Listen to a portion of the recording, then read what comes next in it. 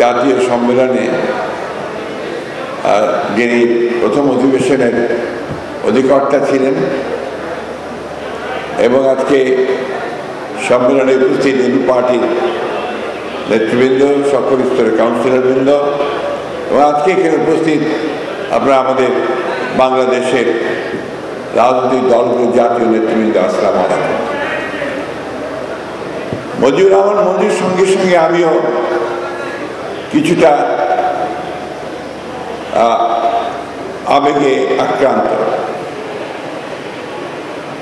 আমরা আজকে এখানে যারা বসে আছি, সামনে আমার সামনে যারা বসে আছেন, আমার একেবারে সামনে যে ছেলেরা আছে, আমার ডান দিকে যে আহত ছেলেরা আছে, তাদের পরিবারের সদস্যরা আছে, আমরা দীর্ঘ 16 বছর লড়াই করেছি, সংগ্রাম করেছি।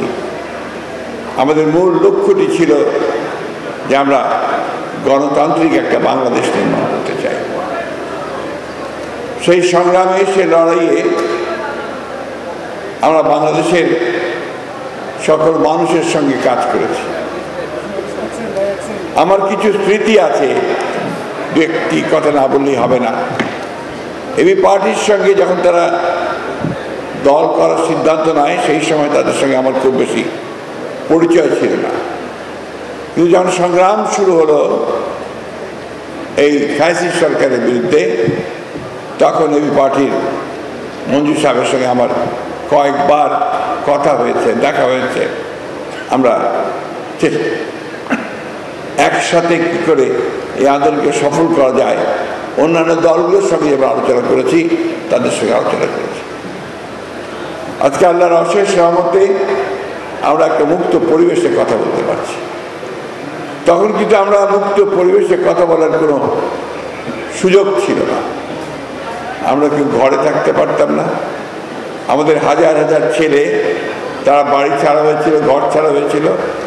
আমাদের মানুষেরা গ্রামে গঞ্জে পর্যন্ত তার নিজের বাসায় থাকতে পারত না, খেতে খামারে এবং সেই জঙ্গলের মধ্যে গিয়ে আশ্রয় নিয়েছে। এই সংগ্রামে যেমন আজকে এখানে আহতরা আছেন, আমি জানি কয়েক হাজার আহত আছেন, ঠিক তেমনিভাবে আজকে আমাদের গ্রামে গঞ্জে প্রায় 60 লক্ষ মানুষের বিরুদ্ধে মিথ্যে মামলা দেওয়া আছে। আমাদের প্রায় 700-র মতো বেশি নেতা কর্মী সহ গুম হয়ে গেছে। আমাদের নিহত হয়েছে প্রায় 20,000-এর উপরে, সব মিলিয়ে। এই যে একটা আত্মত্যাগ, যুদ্ধ, সংগ্রাম, লড়াই, এর মধ্য দিয়ে কিন্তু আমরা এই জায়গায় আজকে এসে পৌঁছেছি। 5 মাস পরে অনেকেই জিজ্ঞাসা করছে যে আমাদের অর্জন কি? অর্জন হচ্ছে আজকে আমরা এখানে দাঁড়িয়ে নিঃসংকোচে, কোনো নির্ভয়ে আমরা কথা বলতে পারছি। এটাই আমাদের একটা বড় বিজয়। এখানে এবি পার্টির একটা ভূমিকা আছে বড়, এবং আজকে আমি তাদের যে কাউন্সিল হয়েছে, সেই কাউন্সিলে যারা নতুনভাবে নির্বাচিত হয়েছেন, আমাদের মজিবুর রহমান মঞ্জু সাহেব এবং ব্যারিস্টার ফুয়াদ সাধারণ সম্পাদক হিসেবে, আমি তাদেরকে আন্তরিক অভিনন্দন, শুভেচ্ছা জানাচ্ছি। আমার দল বাংলাদেশ জাতীয়তাবাদী দলের পক্ষ থেকে, আমার নেত্রী দেশনেত্রী বেগম খালেদা পক্ষ থেকে, আমার নেতা জনাব ভারপ্রাপ্ত চেয়ারম্যান জনাব তারেক রহমানের পক্ষ থেকে। ফ্যাসিস্টের বিরুদ্ধে গণতান্ত্রিক সংগ্রাম খুব কমই সফল হয়। আমরা এই সশস্ত্র ফ্যাসিস্ট বাহিনীর বিরুদ্ধে, হাসিনার বিরুদ্ধে, তার সব বাহিনীর বিরুদ্ধে আমাদের ছেলেরা তারা তাদের যে তুতাল আন্দোলন, সেই আন্দোলনের মধ্যে দিয়ে কিন্তু আমাদেরকে সেই সাফল্য এনে দিয়েছে। আমি অতীতে বেশি যেতে চাই না, আমি শুধু এইটুকু বলতে চাই যে আমরা একটা ভয়াবহ দানবের হাত থেকে রক্ষা পেয়েছি। আজকে একটা পরিবেশ এসছে, যে পরিবেশে আমরা আবার নতুন করে বাংলাদেশকে নির্মাণ করবার স্বপ্ন দেখছি, কথা বলছি। আমরা যেন এই পরিবেশটা, এই স্বপ্নটাকে নষ্ট করে না দিই। আমাদের এখন যেটা প্রয়োজন, সমস্ত প্রভোকেশনের পরেও আমরা যেন আমাদের সিদ্ধান্তে অটল থাকি। আমরা একটা গণতান্ত্রিক ব্যবস্থায় ফিরে যেতে চাই, আমরা বৈষম্য দূর করতে চাই, আমরা বাংলাদেশের সেই আমাদের তরুণদেরকে তাদের সঙ্গে হাতে হাত মিলিয়ে কাঁধে কাঁধ মিলিয়ে আমরা একটা নতুন বাংলাদেশ দেখতে চাই। এখানে আমাদের কোনো বিভেদ নেই, কিন্তু দুর্ভাগ্যক্রমে আমাদের দেশেরই কিছু মানুষ তারা আজকে বিভিন্নভাবে এই ঐক্যে তারা কিছু ফাটল ধরানোর চেষ্টা করছেন। আমি জানি সেই চেষ্টা সফল হবে না। আমরা অবশ্যই সম্মিলিতভাবে ঐক্যবদ্ধভাবে আমাদের যে লক্ষ্য সেই লক্ষ্যে আমরা পৌঁছতে সক্ষম বলে আমি বিশ্বাস করি।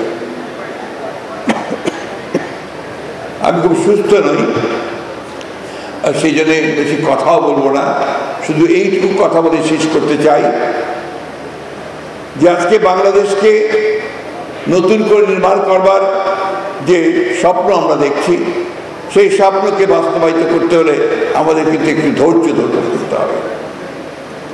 ধরতে হবে, এবং হঠকারিতা করে ভুল সিদ্ধান্ত নিয়ে ভুল পদক্ষেপ করে আমরা যেন সেই সম্ভাবনাকে বিনষ্ট না করি সেই বিষয়টা আমাদেরকে সবসময় লক্ষ্য রাখতে হবে। হ্যাঁ, দেশের অবস্থা অর্থনৈতিক দিক দিয়ে খুব ভালো নয়, রাজনৈতিক দিক দিয়ে ভঙ্গুর অবস্থা হয়ে আছে, একটা ভাসমান পরিস্থিতি আছে। আমরা সেইটাকে একসাথে করতে চাই, আমরা সেটাকে একখানে নিয়ে সবাই মিলেই আমরা এই সমস্যাগুলো সমাধান করতে চাই। সবাই মিলে একসাথে হয়ে যদি আমরা সেই দানবকে ফ্যাসিস্টকে সরাতে পেরেছি, তাহলে আমরা কেন পারবো না আমাদের জন্য সত্যিকার অর্থে একটা নতুন সম্ভাবনার একটা নতুন রাষ্ট্র নির্মাণ করতে। আমরা সংস্কারের কথা আগেই বলেছি, আবারও বলছি যে আমরা সংস্কার চাই। কিছু কিছু মানুষ আছেন যারা একটু ভুল বোঝানোর চেষ্টা করেন যে আমরা সংস্কার আগে নির্বাচন চাই বা নির্বাচনের জন্য অস্থির হয়ে গেছে। বিষয়টা কিন্তু সেটা না, এটা বুঝতে হবে। আমরা যেটা বলছি যে নির্বাচনটা কেন দ্রুত চাই, এই কারণে দ্রুত চাই যে নির্বাচনটা হলে আমাদের যে শক্তি সেই শক্তি আরো বাড়বে, যে সরকার থাকবে, পার্লামেন্ট থাকবে, অনেক বেশি শক্তিশালী হবে, আর যে সংকটগুলো সৃষ্টি হয়েছে সেই সংকটগুলো দূর হয়ে যাবে। আমরা তো এই কথাও বলেছি যে আমরা নির্বাচনের পরে আমাদের দল থেকে আমরা বলেছি যে আমরা একটা ঐক্যবদ্ধ জাতীয় সরকার করতে চাই, সবাই মিলে রাষ্ট্রের সমস্যার সমাধানগুলো আমরা করতে চাই। এটা আমাদের কথা। এখন যারা অন্যান্য দলে আছেন, যারা রাজনৈতিক দলগুলো আছেন, তারা অবশ্যই এটা ভাববেন, চিন্তা করবেন, এবং সেই হিসেবে তারা তাদের যে মতামত সেই মতামত দেবেন।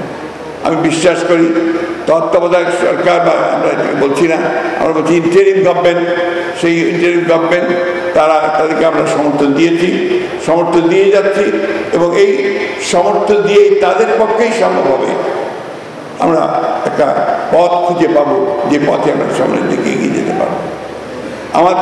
আমার বাংলাদেশ পার্টি, এবি পার্টি, একটা নতুন ইয়াং তরুণদের নেতৃত্বে এসছে। আমি ব্যক্তিগতভাবে খুবই আশাবাদী এই দলের মধ্যে যে সমস্ত তরুণেরা এসেছেন, যারা দল করছেন, দলকে সামনের দিকে এগিয়ে নিয়ে যাচ্ছেন, তারা অবশ্যই সফল হবেন এবং বাংলাদেশে এবি পার্টি একটা অত্যন্ত গুরুত্বপূর্ণ রাজনৈতিক ভূমিকা রাখতে সক্ষম হবে বলে আমি বিশ্বাস করি। আমি আবারও সব শেষে আপনাদেরকে আহ্বান জানাবো যে আসুন আমরা সবাই ঐক্যবদ্ধ থেকে আমাদের যে স্বপ্ন সেই স্বপ্নকে আমরা বাস্তবায়িত করি। সকলকে ধন্যবাদ। আসসালামু আলাইকুম, খোদা হাফেজ। বাংলাদেশ জিন্দাবাদ।